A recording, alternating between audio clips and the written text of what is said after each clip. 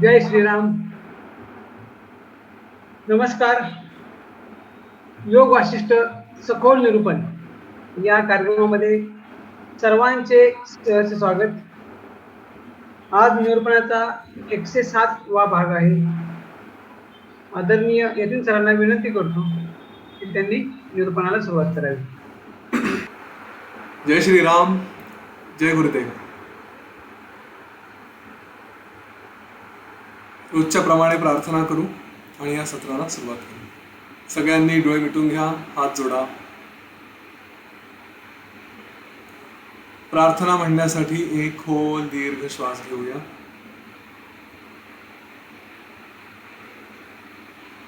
गुरुर्ब्रह्मा गुरुर्विष्णू गुरुर्देवो महेश्वरः गुरु साक्षात् परं ब्रह्म तस्मै श्री गुरवे नमः.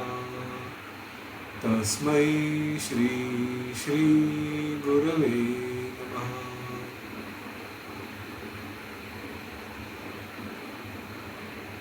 डोळे मिटून शांत बसूया.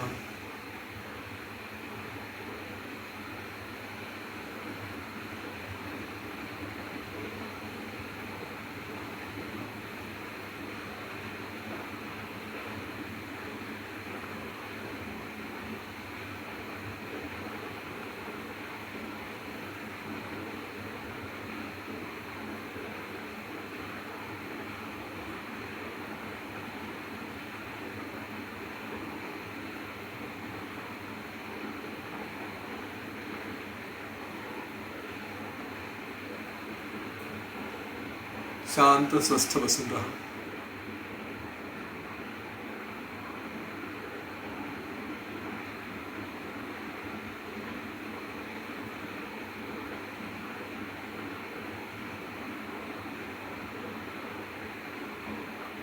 वारंवार मी आहे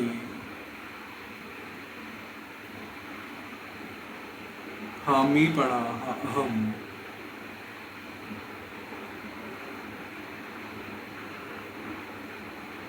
हाच आपल्याला आपल्या खऱ्या अस्तित्वापासून वेगळा ठेवतो.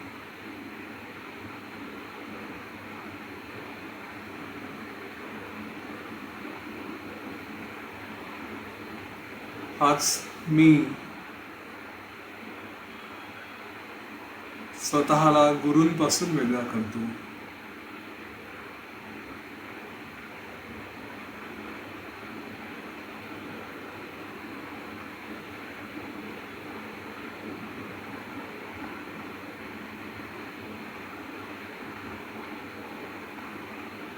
जिथे जिथे मी येतो,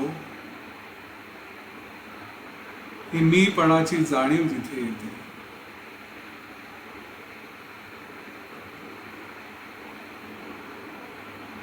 ती परमोच्च ज्ञानापासून आपल्याला दूर करते.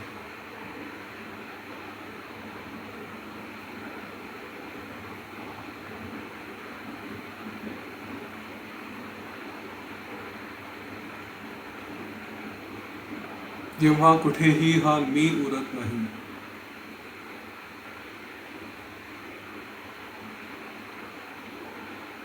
तेव्हा जे उरतं ती आपली मूळ अवस्था.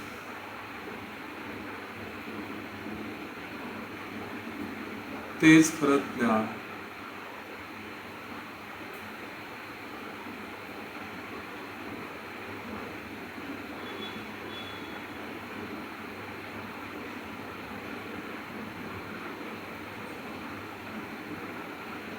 ह्या मीचा अनुभव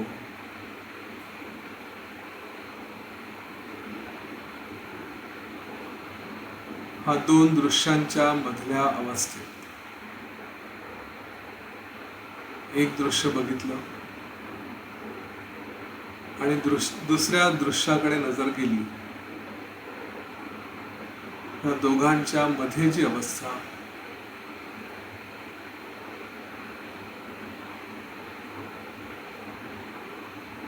ती म्हणजे मी जो खरा आहे तो. दृश्य बघताना जो मी आहे तो, आणि एका दृश्यातून दुसऱ्या दृश्यात जाताना मध्ये जो मी आहे तो, हे दोन वेगळे.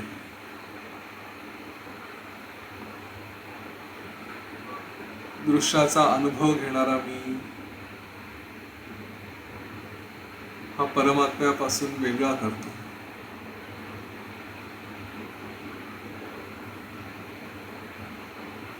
आणि दोन दृश्यांच्या मधला जो मी आहे तो परमात्म्याशी एकरूप असतो. ती अवस्था काय असेल याचा विचार करा.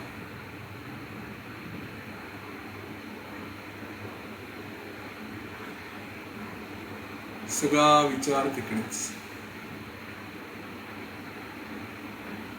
दोन दृश्यांच्या मधली मनाची अवस्था.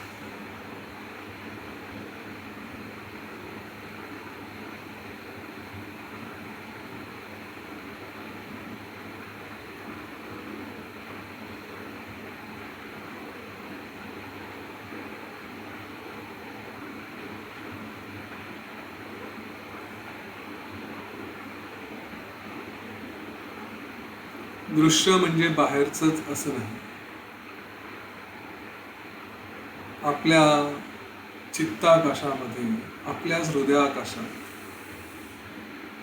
जे जे दृश्य निर्माण होतात विचारांच्या रूपाने, भावनांच्या रूपाने,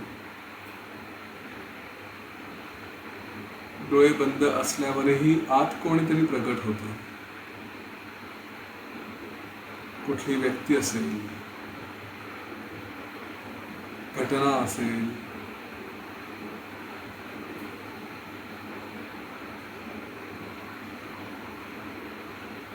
त्यातही एका दृश्यापासून दुसऱ्या दृश्याकडे जाण्याच्या मधली जी अवस्था ती काय असेल.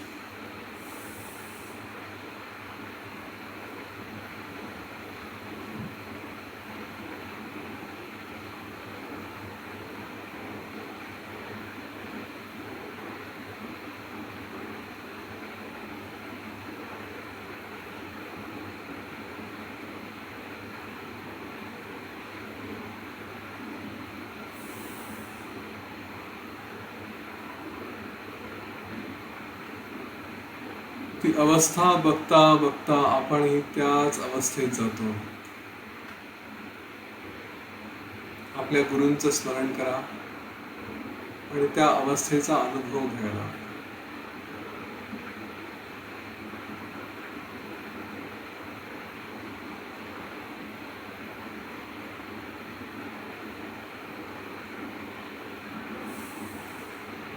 मन सहज कुठल्या तरी दृश्याकडे जाईल. थोडा विवेक वापरायचा आणि पुन्हा दोन दृश्यांच्या मधल्या अवस्थेचा विचार करायचा.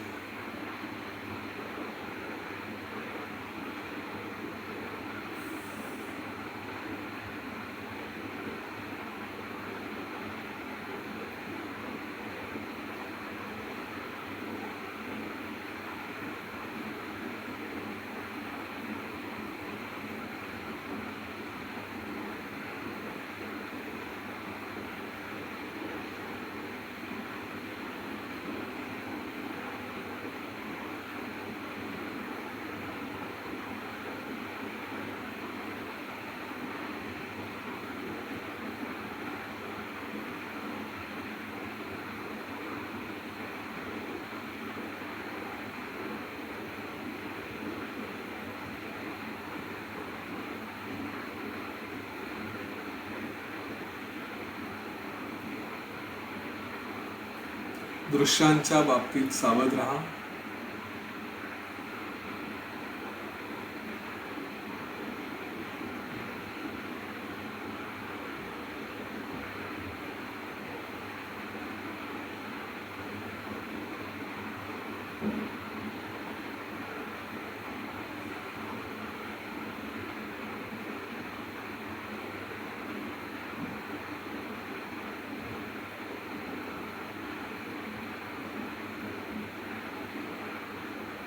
जे कुठले दृश्य असतील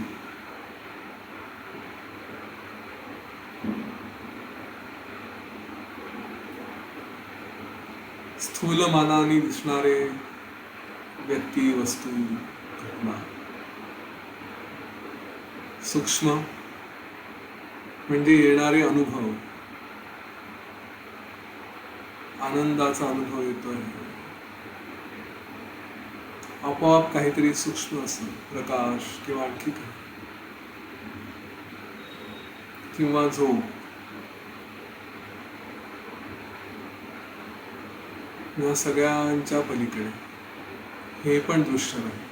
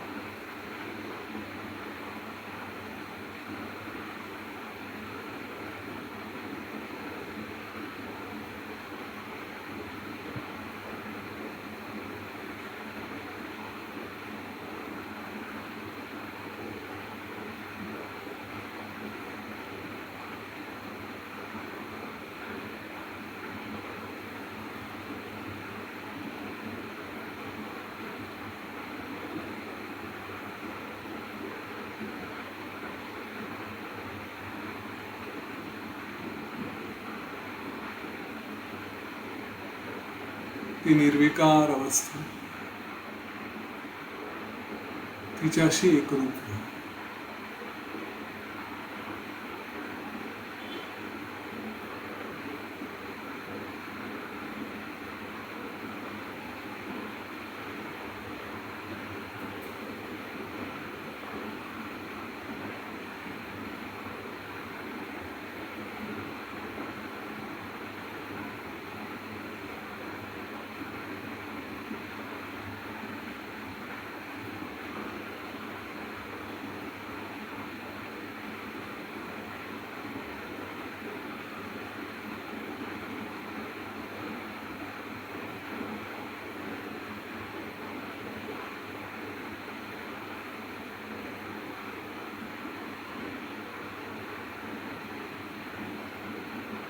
ओम गुरवे नमः.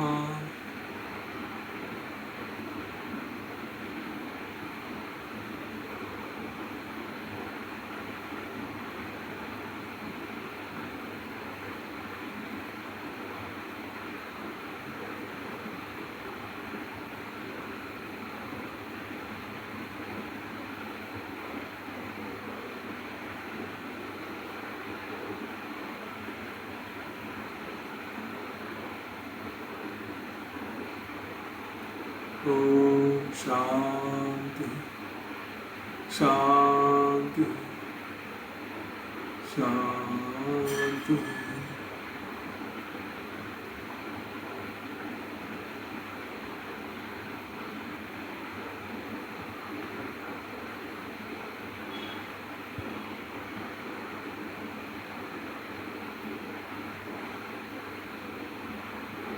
एक खोल दीर्घ श्वास घ्या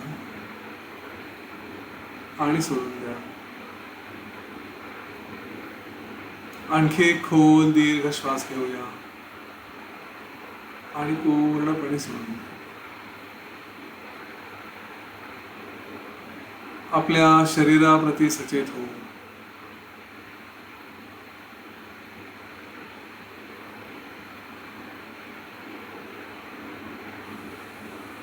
ह्या जगाप्रती, ह्या वातावरणाप्रती सचेत हो.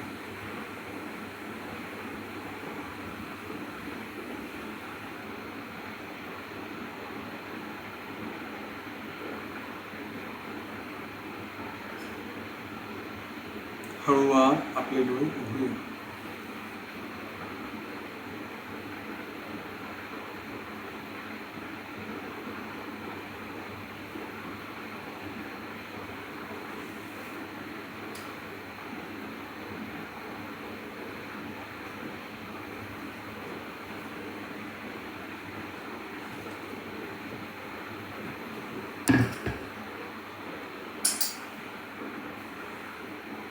पाषाणाख्यान याच्यामध्ये अगदी पहिलंच वाक्य आहे की रामा वृक्षाच्या फांदीची खूण पाहून, म्हणजे वृक्ष झाड त्याची फांदी बघितली आणि त्याच्यानंतर चंद्राकडे बघितलं. ह्या बघताना आपल्या मनात पहिल्यांदा ती झाडाची फांदी आली आणि तिच्यानंतर चंद्राकडे बघितल्यावर चंद्र आला. या दोघांच्या मध्ये जी मनाची अवस्था होती तेच खरं चित स्वरूप असं वसिष्ठ ऋषींनी म्हटलं. म्हणून हे छोटंसं ध्यान त्या रूपात आपण बघितलं. वसिष्ठ ऋषी सांगतायत पाषाणाख्यानाच्या माध्यमातून की या सगळ्या ब्रह्मांडात सगळं काही नेहमी सगळं असतं.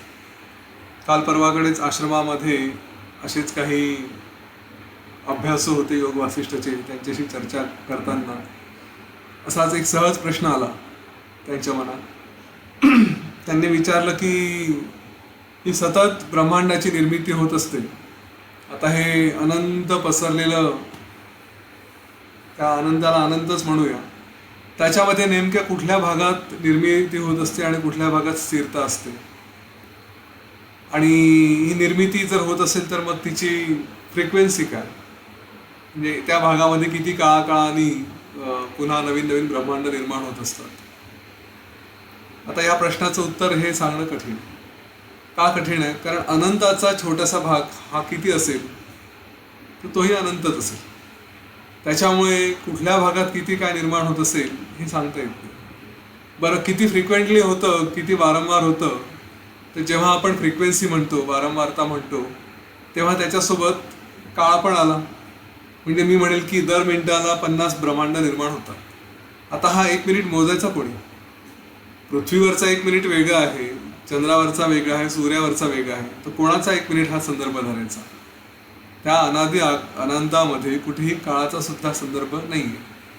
त्यामुळे हे किती ब्रह्मांड निर्माण होतात, कुठल्या भागात निर्माण होतात, या प्रश्नांचे काही उत्तर असू शकत नाही. मुळात या प्रश्नांना काही अर्थच नसतो. असो, तर ह्या पाषाणाख्यानाच्या माध्यमातून वसिष्ठ ऋषी हे सांगतात इथे सगळं काही सदा सर्वदा शक्य आहे. आणि ते सांगताना त्यांनी एक कथा सांगायला सुरुवात केली. ते म्हणतात की हे सगळं बघून सगळं कळलं, आता आम्ही संतुष्ट झालो आणि त्यामुळे हे जे काही सगळं जगाचा व्यवहार आहे हा थोडा काळ सोडावा आणि शांत बसावं असा विचार करून मी आपल्या मनाला थोडं शांत केलं आणि कुठेतरी एका ठिकाणी बसून मी असा विचार करू लागलो की या जगाच्या अनेक अवस्था बघितल्या आणि सगळं काही दिसायला जरी असं इंटरेस्टिंग वाटत असलं, रमणीय वाटत असलं, तरी विचार जर केला तर प्रत्यक्षामध्ये तिथे काहीही असं उरत नाही. पण काहीही केलं, कुठलाही उपाय केला, कितीही केलं तरी हे जे काही भ्रम आहे, हे जे काही जगाची परिस्थिती आहे, ही काही कोणाला सुख देणारी असं नाही. सगळं करा, काही ना काही थोडं थोडं थोडं थोडं राहिलंच असतं आणि त्याच्यातून विनाकारणचा उद्वेग उत्पन्न होतो. म्हणजे आपण स्वतः आपल्या ह्याच्यात बघतो, कितीही ध्यान करा, काहीही करा, तरी थोडंफार कुठे ना कुठे काही ना काही असं सुरूच असतं. तर असं असताना हे सगळं जे काही मनामध्ये वेगवेगळे अवस्था निर्माण करतात, मनामध्ये वेगवेगळे त्रास देतात, तर यांच्यापासून जो कोणी त्याचा उपभोग घेण्याचा प्रयत्न करतो त्याला वेगवेगळ्या प्रकारचे फळं, त्याला अनिष्ट प्रकारचे फळं येतात आणि जो या गोष्टींपासून स्वतःला दूर ठेवतो त्याला त्याच्यापासून काही असं नुकसान होत नाही. हे फळंसुद्धा योग्य वाटलं तर त्याला इष्ट म्हणतात आणि अयोग्य वाटलं, अनुकूल नसेल, प्रतिकूल असेल तर अनिष्ट, अशा प्रकारचं आहे. तशा ठिकाणी वसिष्ठ ऋषींनी विचार करायला सुरुवात केली की आता हे सगळं जे दिसतंय ते खरोखर काय आहे, हे बघणारा मी कोण, हे जे काही खरं म्हटलं तर सगळं काही एकच चैतन्य आहे. मग हे एकच चैतन्य 2 वेगवेगळ्या रूपांनी स्वतःला प्रकट करतं. म्हणजे इथे मी स्वतःला काहीतरी समजतो आणि जे मूळ स्वरूप आहे ते असं हे म्हणा किंवा वेगवेगळ्या वस्तू, अशा रीतीने हे जे काही दिसतंय ते आहे काय आणि कशामुळे, हा सगळा प्रकार काय चाललाय. काल परवाकडेही आपल्यामध्ये अशी चर्चा झाली होती की त्या परमात्म्याला, त्या चैतन्याला हा उद्योग करायची गरजच काय पडली की एकापासून अनेक, एकोहम बहुस्यामी, एकोहम आहे तर आहे ना, ठीक आहे, राहा एकटे, पण नाही, मला अनेक व्हायचं आहे आणि तिथून मग सगळं काही एवढं उद्योग निर्माण केला आणि आता स्वतःच आपण खटपट करत राहतात की नाही, हा सगळा जो काही निर्माण केलेला भ्रम आहे तो शांत करा आणि पुन्हा मूळ स्वरूपात जा. पण हे जे काही चक्र चाललं आहे हे सगळं करायची गरज काय? अशा प्रकारचे प्रश्न वसिष्ठ ऋषींना पडले. ते म्हणतात की सगळं बघितलं तर सगळं काही एकच आत्मा आकाश आहे आणि त्याच्यामध्येच हे सगळं काही वेगवेगळ्या गोष्टी दिसत आहेत. त्यामुळे मी अशा आता एका ठिकाणी जावं की जिथे कोणीही मला डिस्टर्ब करू शकणार नाही. आणि कुठे जायचं असा ते जेव्हा विचार करत होते तर त्यांनी विचार केलं की पर्वतांच्या ठिकाणी जावं तर तिथे पाण्याचा दरड कोसळण्याचा, दगडांचा आवाज, मोठ्या मोठ्या वाऱ्यांचा आवाज, त्यामुळे पर्वतावरती जाऊन बसणं ते शक्य नाही. समुद्रकिनारी जावं तर समुद्राच्या लाटांचा आवाज, त्यानंतर तिथे प्राण्यांचा, जे काही जलचर प्राणी असतील त्यांचा आवाज. एखाद्या छान शांत सरोवरावर जावं तर तिथे वेगवेगळे ऋषी, वेगवेगळे संत ते येऊन आपले आपले कार्य करत असतात. त्यानंतर मी आणखी कुठे जावं म्हटलं तर मला कुठेही अशी सोय दिसत नाही. आपल्याला सगळ्यांना असंच हवं असतं ना की घरामध्ये अशी ठिकाण असं हवं की आता मी शांत बसलो आहे ध्यान करायला आणि मग आजूबाजूला कुठलेच आवाज येणार नाही. लगेच कुठून तरी एखादं व्हेकल गेल्याचं, वाहन गेल्याचा आवाज झाला तर आपल्याला थोडं डिस्टर्ब होतं.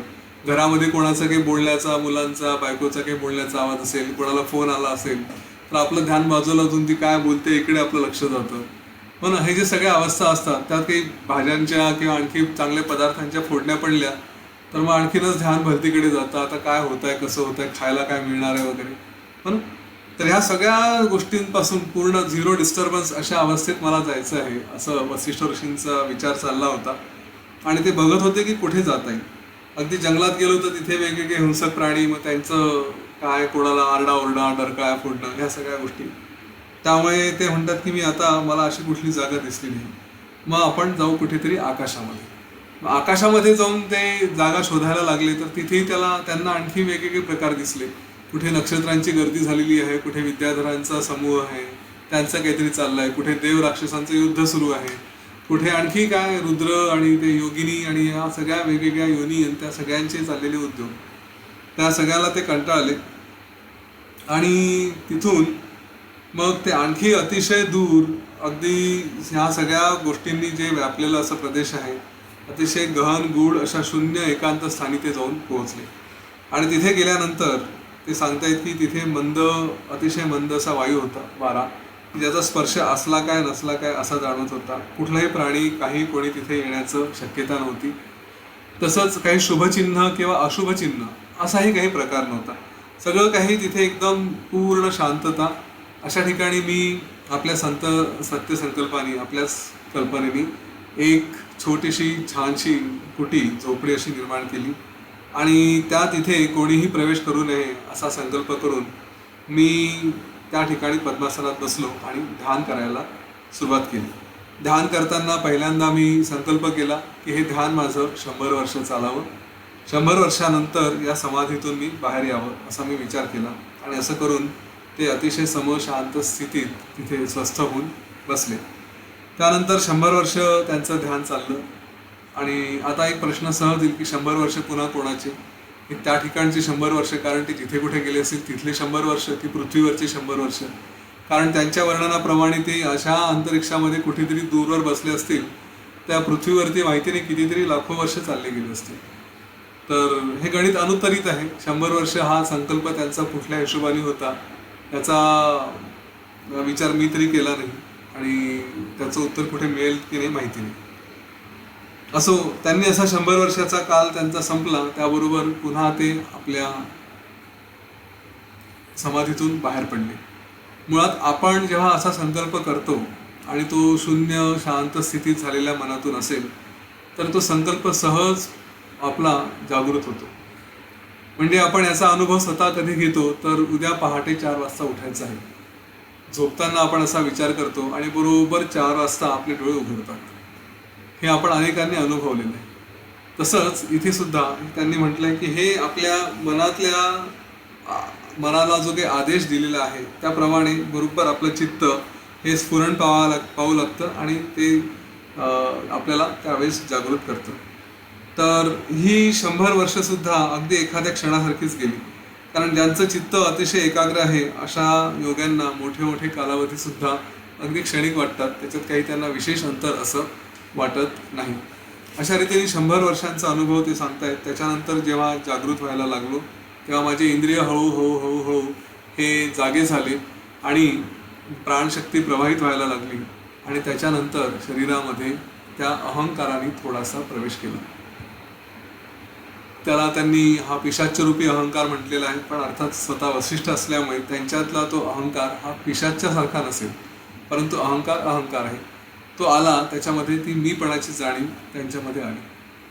वसिष्ठ ऋषींना लगेच श्रीराम प्रश्न विचारतात की तुम्ही एवढे सिद्ध आहात, तुमच्यामध्ये हा अहंकार कसा काय आला, हा अहंकार कसा काय जागृत झाला. त्यावर वसिष्ठ ऋषी सांगतात की हे श्रीराम, ज्ञानी आणि अज्ञानी दोघांनाही ज्यांना आपलं शरीर हे धारण करून ठेवायचं आहे त्यांच्यामध्ये हा अहंकार असणं आवश्यक आहे. या अहंकाराशिवाय शरीर हे टिकू शकणार नाही. पण तो अहंकार ज्ञानी लोकांमध्ये कसा असतो, तो केवळ माझं शरीर आहे एवढ्याच पुरता असतो. त्याच्या पलीकडे त्या जे काही कर्म करत असतील, जे काही व्यवहार करत असतील, त्या व्यवहारामध्ये कुठेही त्यांच्यामध्ये या अहंकाराचं स्वरूप नसतं. तिथे केवळ चाललं आहे ते चाललं आहे, शरीर फक्त धरून ठेवण्यासाठी म्हणून त्यांचा तो अहंकार असतो. तर हा अहंकार जर याचा नुसता संबंध जरी सोडला, या अहंकाराची भावना सोडली की अरे माझं शरीर चाललंय ते केवळ अहंकारामुळे, बाकी मी अस्तित्व नाही. आज आपण जे कुठे एक विचार केला असेल की मी, हा जो मीपणा आहे हा जर सोडला, हा अहंकार सोडला, तर मग मात्र माणूस, हा व्यक्ती हा लगेचच सुखी होतो, त्याचे सगळे दुःख चालले जातात. आणि म्हणून श्रीरामांना वसिष्ठ सांगतात की तू सुद्धा माझ्याप्रमाणे असा पक्का निश्चय कर की इथे मी नाही, दुसरं कोणी नाही, काहीच नाही. आणि हे सगळं काही आहे, हे दृश्य जे काही दिसतं हे केवळ आकाशासारखं आहे. अशा रीतीने तू आकाशासारखा निर्मळ होऊन राहा. त्यांनी मुद्दाम आकाशाची उपमा दिलेली आहे. पुढेही आज आपण बघू की आकाशाचं महत्त्व काय, एवढं जे सगळीकडे आकाश आकाश म्हटलं जातं त्याचं वैशिष्ट्य काय, त्याला एवढं महत्त्व का आहे तेही ते सांगत आहेत. परंतु हा जो मी आहे, ह्या मीला जर सोडता आलं, या अहमभावनेला सोडता आलं, तर त्यासारखं सुख नाही. आपल्या जीवनात जे जे काही जिथे जिथे दुःख येतात त्या सगळ्यांच्या मागे हा एक अहंकार, हाच एक सगळ्यात मोठा कारणीभूत आहे. अहंकार कुठला, तर माझ्या अस्तित्वाची जाणीव. अभिमान वगैरे हा तर खूप पुढचा प्रकार झाला, पण मी आहे, हा मी म्हटल्याबरोबर आपण स्वतःला सगळ्या त्या समष्टीपासून, सगळ्या गोष्टींपासून दूर करतो. असं त्याच्यावरती पुन्हा बोलता येईल. तर वसिष्ठ ऋषी श्रीरामांना सांगतायत की सगळीकडे सगळंच हे जे काही आहे, आकाश, हे ब्रह्म, हे सगळीकडे कायम आहे.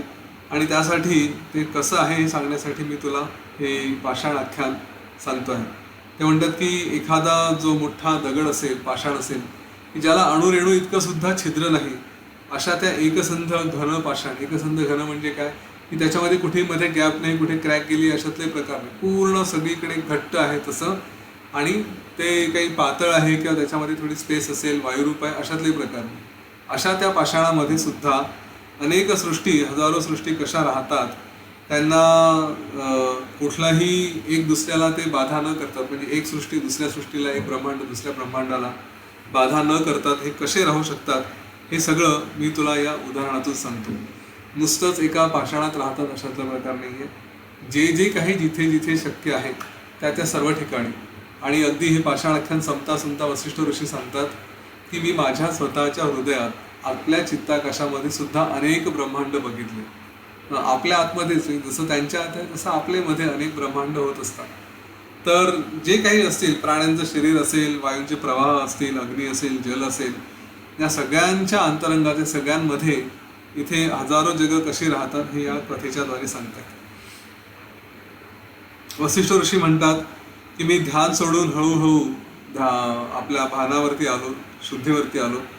आणि अशा ठिकाणी त्या दूरच्या आकाशामध्ये मला एक हळूवार असा अस्पष्ट असा आवाज ऐकू यायला लागला. मला प्रश्न पडला, एवढ्या या इथे इतका दूर आलो आहे आणि इथे कसला आवाज हा कसा काय येऊ शकतो. थोडं बारकाईने त्यांनी लक्ष दिलं तर लक्षात आलं की हा एखाद्या स्त्रीचा आवाज असावा. अशा या शून्यस्थानी एखादी स्त्री कशी आली असावी असा विचार त्यांनी केला. आणि म्हणून ते सगळीकडे बघायला लागले की कुठे कोणी दिसतं का. पण त्यांना या संपूर्ण असीम अशा आकाशामध्ये कोणी काहीही दिसत नव्हतं.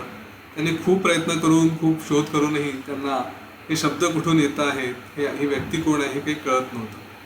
त्यामुळे आता आपण स्वतः चिदाकाश व्हावं म्हणजेच या आकाशाच्या रूपात व्हावं, हा शब्द कुठून येतोय, त्या शब्दाचा सोर्स हा शोधावा, म्हणून त्यांनी ह्या स्वतःचं रूप हळू बदलायला सुरुवात केली. पहिल्यांदा त्यांनी म्हटलं की मी आता अगोदर चिदाकाश होतो, त्या चिदाकाशामध्ये जे आकाश येतं, आपण बघितलं आहे सृष्टीची जी निर्मिती झाली त्याच्यामध्ये मूळ जे आहे ते चिदाकाश, त्याला तुम्ही परब्रह्म म्हणा. त्याच्यानंतर मी कोण हा जेव्हा प्रश्न आला की मी काहीतरी आहे, आणि मग त्या काहीतरीसाठी पहिल्यांदा काय लागतं तर स्पेस लागते, मीन्स आकाश लागतं, पोकळी लागते, आणि त्या पोकळीमध्ये मग काय गोष्टी निर्माण होतात त्या होतात. तर ही पोकळी जी आहे तर ती त्यांनी निर्माण केली की चला आता मी पहिले चिदाकाश आहे, नंतर हे जे काही आकाश आहे या आकाशाचा मी एक रूप होतो, आणि त्याच्यानंतर जे पुढे शब्द म्हणजे भूताकाश, हे आपण जे एका ब्रह्मांडामध्ये जे बघतो तसं हे भूताकाश मी होतो, आणि त्याच्यानंतर मी या सगळ्या गोष्टींचा अनुभव घेतो की हे नेमकं शब्दांचं रूप कुठून आहे. अशा रीतीने त्यांनी व्यष्टी, समष्टी आणि परवेष्टी असे 3 जे स्तर आहेत, म्हणजे मी, माझं जे काही आकाश आहे ते, हे जे काही ब्रह्मांड आहे ते, आणि त्याच्यानंतर त्याच्या पलीकडे जे चिदाकाश आहे, सगळीकडे जे सगळं एक आकाश आहे, सगळ्या ब्रह्मांडांना सामावणारं, अशा आकाशात त्यांनी प्रवेश केला. अशा आकाशरूप ते स्वतः झाले, आणि तसं झाल्याबरोबर त्यांना ह्या संपूर्ण सृष्टीमध्ये, या संपूर्ण परमात्म्यामध्ये जितके काही ब्रह्मांड आणि त्यांचे स्वरूप ते सगळे दिसायला लागले. आपण आतापर्यंत 2दा त्यांचा अनुभव घेतलेला आहे, लीला सरस्वती प्रकरणात आणि एकदा काका भुषुंडमध्ये, की त्याच्यातही त्या भुषुंडनी या सगळ्या ब्रह्मांडाचे वर्णन केले होते. साधारण तेच ते वर्णन पुन्हा इथे वसिष्ठ ऋषींनी केले. ते म्हणतात की जेव्हा मी अशा अवस्थेत होतो आणि मला जिकडे पाहावं तिकडे असे अगणित ब्रह्मांड दिसायला लागले, असंख्य संसार दिसले. ते म्हणतात हे मला जरी दिसत असले तरी ते परस्परांना दिसत नव्हते, एका ब्रह्मांडाला दुसऱ्या ब्रह्मांडाची अजिबात जाणीव नव्हती. आणि या ब्रह्मांडाचे स्वरूप हे पुन्हा मागे वर्णन केल्याप्रमाणेच प्रत्येकाचं विचित्र होतं, प्रत्येकाचं वेगळं होतं. काही ब्रह्मांड उदयाला येत होते, काही ब्रह्मांडांचा अस्त होत होता, कुठे प्रलय चालला होता, काही छोटीशी काळ निर्माण होतील आणि लगेच नष्ट होतील अशी होती, काही ब्रह्मांड अनंत काळ टिकणारी होती. त्याच्यामध्ये कोणावरती काही आवरणं होती, कोणावरती काही आवरणं नव्हती. या कशाचाही कुठलाही निर्णय लागत नव्हता, काहीच हे कळत नव्हतं. त्याच्यामध्ये अनेक ब्रह्मांडामध्ये जे निर्माण झाले ते केवळ जे वेगवेगळे विद्याधर असतील, राक्षस असतील, देव असतील, गंधर्व असतील, या सगळ्यांनी आपल्या आपल्या कल्पनेप्रमाणे सगळे वेगवेगळे ब्रह्मांड निर्माण केले. त्याच्यामुळे इथे आपण जे ब्रह्मांड समजतो ते श्रीरामांना सांगतायत की तुला जो ब्रह्मांडाचा अनुभव येतो आहे त्यापेक्षा कितीतरी कल्पनेच्या पलीकडचे असे हे अनेक ब्रह्मांड होते.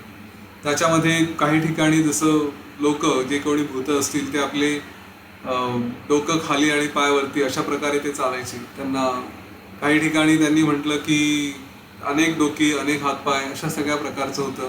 काही ठिकाणी स्त्रियाच नव्हत्या, काही ठिकाणी पुरुषच नव्हते. काही लोक ठिकाणी सरळ चालायचे, काही ठिकाणी तिरप चालायचे. त्याच्यामुळे काही लोकांना मर्यादित आहार विहार असल्यामुळे त्यांच्यासाठी तेवढेच इंद्रिय होते. हे सगळं इतक्या गोष्टी, इतक्या सगळ्या त्या ब्रह्मांडाचे वर्णन इथे त्यांनी सविस्तर केलेले आहेत.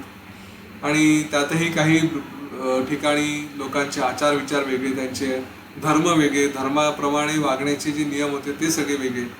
अशा ठिकाणी हे सगळं होतं. आणि हा सगळा जो प्रकार मी बघितला तर वसिष्ठ ऋषी म्हणतात की कदाचित हे सगळं असमंजस काहीतरी असंच सांगतायत असं वाटेल, परंतु हे जे काही मी तुला सांगतोय हे काही असं मनातल्या कल्पना आहे अशातला प्रकार नाही. वसिष्ठ ऋषींनी संपूर्ण योग वासिष्ठमध्ये एका गोष्टीवर कायम भर दिला आहे. त्यांनी प्रत्येक ठिकाणी सांगितलं की जे काही आहे ते प्रत्यक्ष प्रमाण मी स्वतः अनुभवलेलं आहे, मी तेच सांगतो, त्याच्याशिवाय मी काहीही वेगळं सांगत नाही. जे साधारण अध्यात्मशास्त्रामध्ये वेगवेगळ्या ज्या फिलॉसॉफीज आहेत त्याच्यामध्ये प्रमाण काय, प्रूफ काय, तुम्ही जे सांगता त्याचं ते कशाच्या भरोशावर सांगताय असं जेव्हा विचारलं जातं तर त्याचे काही काही जे ज्याला प्रमाण म्हणतात, प्रूफ, ते काय असतात. त्याला प्रूफ हा शब्द योग्य नाही आहे, पण तरी एक सांगायचं झालं तर, तुलना करायची झाली तर हे सांगताय ते कशावर सांगतात. तर जसं म्हटलं की मी प्रत्यक्ष बघितलं आहे म्हणून सांगतो.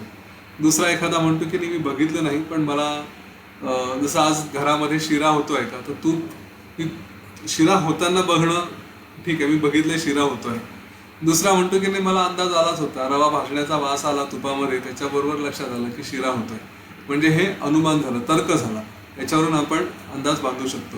तर असे जे अनेक प्रमाण असतात वेगवेगळ्या प्रकारचे, त्याच्यामध्ये प्रत्यक्ष हा प्रमाण हे वसिष्ठ ऋषींनी योग वासिष्ठमध्ये हे सांगितलं आहे की मी प्रत्यक्ष पाहून त्याच्यानंतरच बोलतो, आणि संपूर्ण योग वासिष्ठमध्ये कुठेही असं तर्क केला आहे, अनुमान केला आहे अशातला प्रकार नाही आहे. त्यामुळे मी जे बघितलं ते सगळं मी इथे सांगतोय असं वसिष्ठ ऋषी म्हणतात. आणि ह्या सगळ्या ब्रह्मांडामध्ये होणारी सगळी उलथापालथ मी बघत होतो. त्यानंतर हे सगळं ब्रह्मांड पाहत असणारा तो शब्द कोणाचा आहे, हा आवाज कुठून येतो आहे, हे मी शोधायचा प्रयत्न केला. बराच वेळ इकडे तिकडे फिरत असताना हळूहळू हळूहळू त्या आवाजाच्या दिशेने गेलो. तेव्हा माझ्या लक्षात आलं की एक अतिशय सुंदर स्त्री ही काहीतरी तिथे कुठेतरी गाणं म्हणते आहे. आणि तिच्या जवळपास तिथे मी पोहोचल्यानंतर ती सर्व शुभ लक्षणांनी युक्त अशी नवयौवना एखाद्या लक्ष्मीसारखी दिसत होती. दिव्य सौंदर्य संपन्न अशा त्या स्त्रीची वृत्ती ही माझ्या मागोमाग ती मला शोधत होती असं मला वाटायला लागलं. आणि ती जे काही म्हणत होती त्याचा अर्थ साधारणपणे असा होता की तिने आर्यावृत्तातील एक, जे मराठीमध्ये वृत्त हा प्रकार असतो तसं त्याच्यातल्या आर्यावृत्तातील एक तिने कविता म्हटली. आणि त्या कवितेचा अर्थ साधारणपणे असा होता की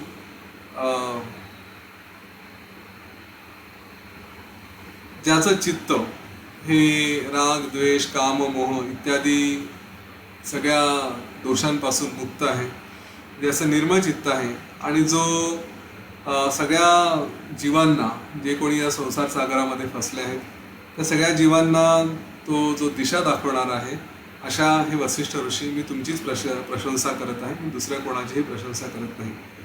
आणि हे सगळं वसिष्ठ ऋषींनी ऐकलं. ती दिसायला सुंदरही होती, परंतु वसिष्ठ म्हणाले ही असेल कोणी स्त्री, मला काय हिच्याशी, असं म्हणून त्यांनी तिच्या मागे काही गेले नाही. ते आपल्या कामाला दुसरीकडे सहज बघायला लागले. आणि हे जे काही ब्रह्मांड आहे, या ब्रह्मांडाची चित्रविचित्र शोभा ते बघू लागले. या ब्रह्मांडामध्ये त्यांनी पुन्हा वर्णन केलं की अनेक मी विष्णू बघितले, अनेक रुद्र बघितले. एवढंच काय, इथे या ब्रह्मांडांमध्ये अनेक वसिष्ठ पण बघितले, अनेक श्रीराम बघितले. हे सगळं मी काही बघितलं. आणि याच्यामध्येच ते सांगतायत की हे जे काही सगळं आकाश आहे, आकाशाचं महत्त्व त्यांनी सांगितलं. ते म्हणाले की आपण जी कल्पना करतो ते सगळे या आकाशामध्ये उदय पावतं.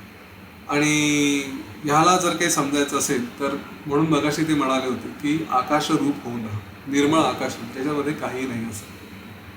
तर हे निर्मळ आकाश का म्हणतात, तर आपण जेव्हा या सृष्टीच्या निर्मितीची कल्पना केली त्याच्यामध्ये आपल्याला लक्षात आलं की सगळ्यात पहिले काय येतं, तर ते येतं शब्द.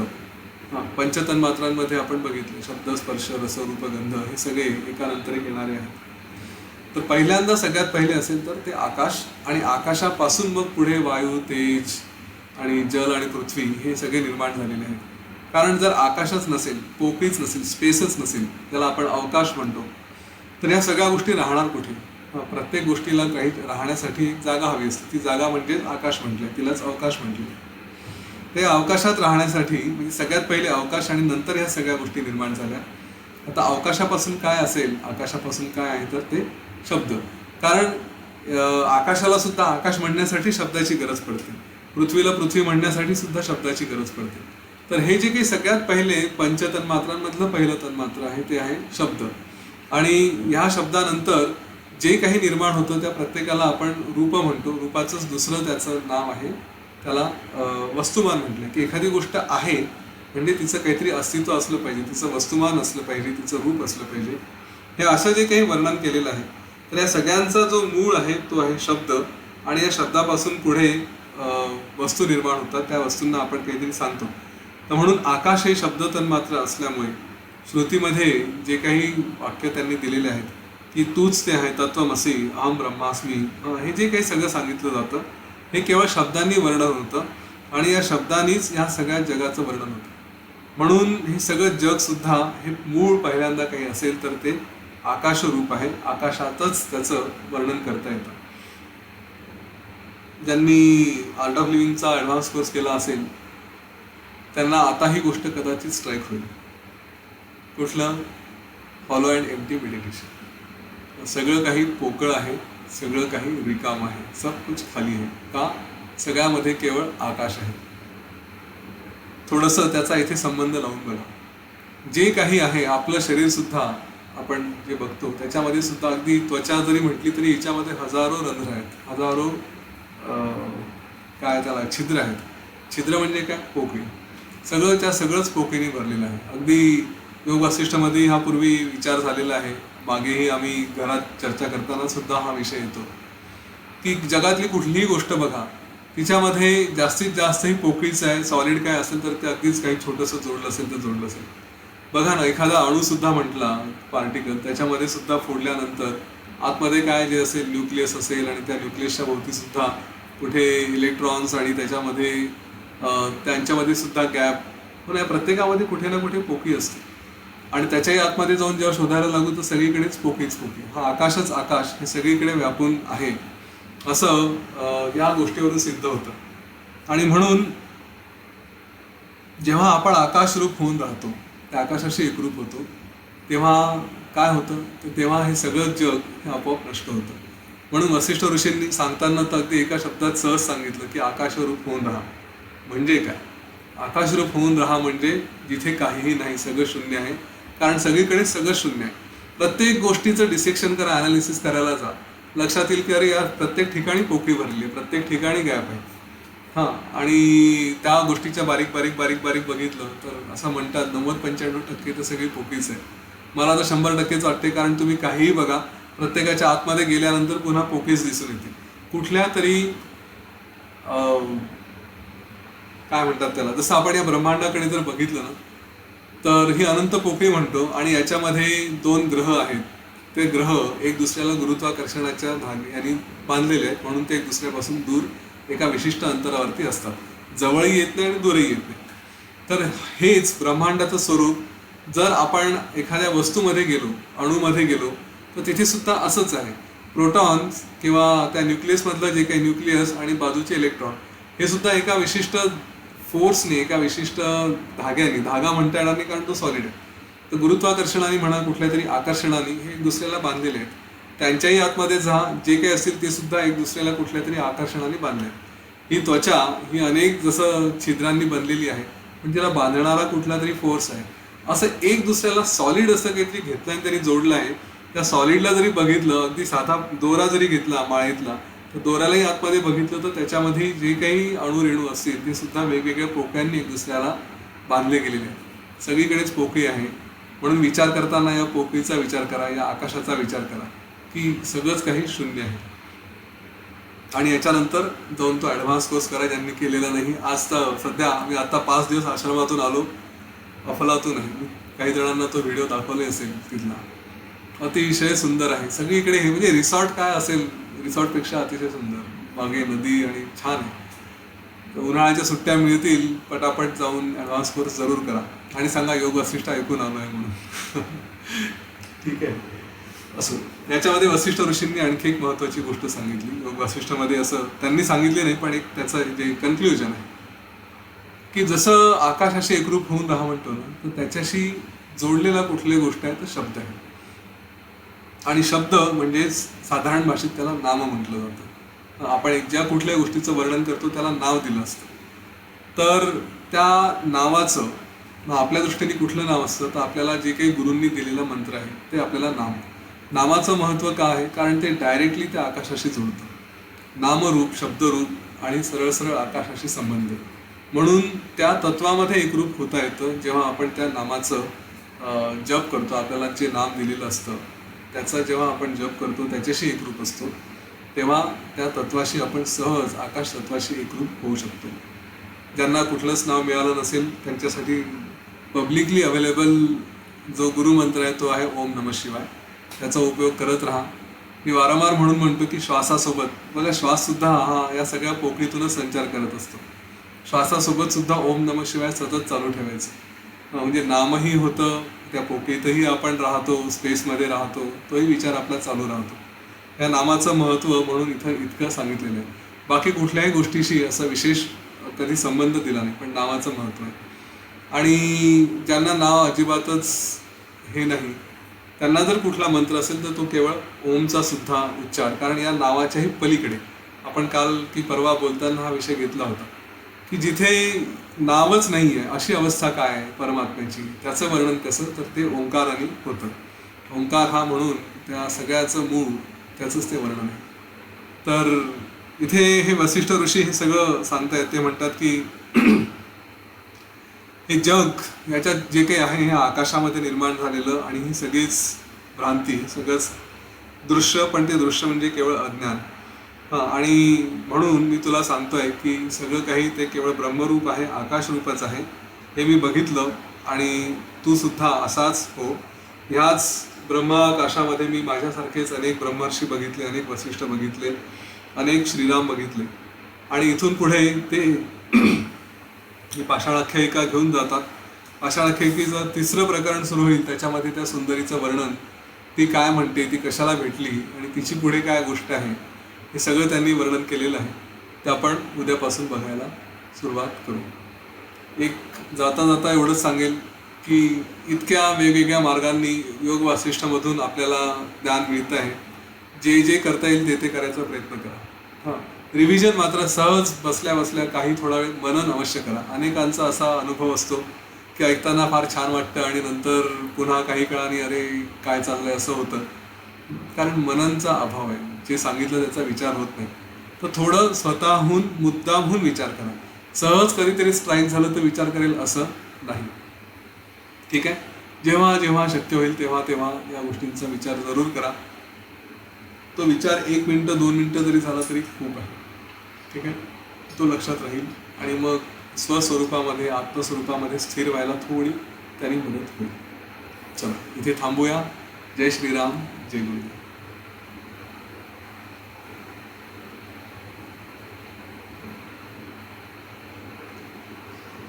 काही प्रश्न नाही आहेत ना? चला ठीक आहे. उपस्थिती थोडी कमी होते, जे अपेक्षित आहे. योग वसिष्ठचा प्रवास जाता जाता बरेच जण हळूहळू सुटायला लागतात. शक्य असेल इतरांना थोडी प्रेरणा द्या. तुम्ही आपल्या योग वसिष्ठच्या ग्रुपवरती, तुम्हाला आवडलं नाही तरी सांगा आजचं सत्र खूपच छान झालं, सगळ्यांनी यायला पाहिजे, उद्यापासून या वगैरे वगैरे. जे काही इतरांना प्रेरणा देता येईल ज्या मार्गाने, त्या मार्गाने प्रेरणा द्या, जेणेकरून कानावरती पडेल आणि प्रत्येकाला थोडा थोडा का होईना पण फायदा होईल. हां हर्षाजी बोला. जय गुरुदेव. जय गुरुदेव, जय श्रीराम. खूप छान. आज अणूपासून ब्रह्मांडापर्यंत जे आपण म्हणतो, बॅटरी लो होते माझी, तर ते कसं सत्यात आहे की अणू, आपण म्हणतो ना की अणूमध्ये जे तेच ब्रह्मांडी आहे, आणि ते किती समप्रमाणात आहे की 2 अणूंमधलं जे इलेक्ट्रॉनिकचे जे सर्कल्स असतात त्याच्यामधलं अंतर आणि 2 ग्रहांमधलं अंतर, ते इतकं समप्रमाणात, इतकं मॅथमॅटिकल आहे ते की खरंच म्हणजे आश्चर्य आहे. पण मला एक आपण असं दुसरी गोष्ट म्हणतो की ओम मधून निर्मिती झाली आहे. तर ओम तर साऊंड आहे, म्हणजे साऊंड पासून निर्माण झालेला आहे. तर शब्द आधी अवकाशाशिवाय शब्द जाणार नाही, ते पण बरोबर आहे की शब्द ट्रान्समिट व्हायला किंवा शब्द ऐकू यायला अवकाशाची किंवा पोकळीची गरज आहे. तर शब्द आधी की अवकाश आधी, म्हणजे मग आपण असं कसं म्हणतो की ब्रह्मांडाची निर्मिती ओंकारातून झालेली आहे. मला माहिती मी असं काही म्हटलं का? मी जे वर्णन केलं ते की जे परब्रह्म आहे त्याचं जे वर्णन करता येईल त्याला कुठलं नाव देण्यासाठी आपल्याला शब्द पाहिजे. पण त्या परब्रह्मातून त्याला तर कुठलं नावही नाही, काहीच नाही. तर त्याचं वर्णन कशाने करता येईल तर ते ओंकाराने करता येईल. कारण त्याच्यानंतर मग आकाश, आणि मग आकाशापासून शब्द, आणि शब्दापासून मग पुढेच्या सगळ्या गोष्टी, त्यांचे वर्णन करता येतात. पण जेव्हा शब्दच नाहीये तेव्हा त्या पण जी गोष्ट आहे, कारण आपण म्हणतो की शून्य आहे असं म्हटल्यानंतर काहीतरी आहे असं म्हणतोय, तर जे आहे त्याचं वर्णन कशाने करता येईल, त्याला काय सांगता येईल, तर त्याच्यासाठी म्हणून ओंकार आहे. सो निशब्द रूप जे आहे ते ओंकार. निशब्द रूप हे Okay. बरोबर. थँक्यू.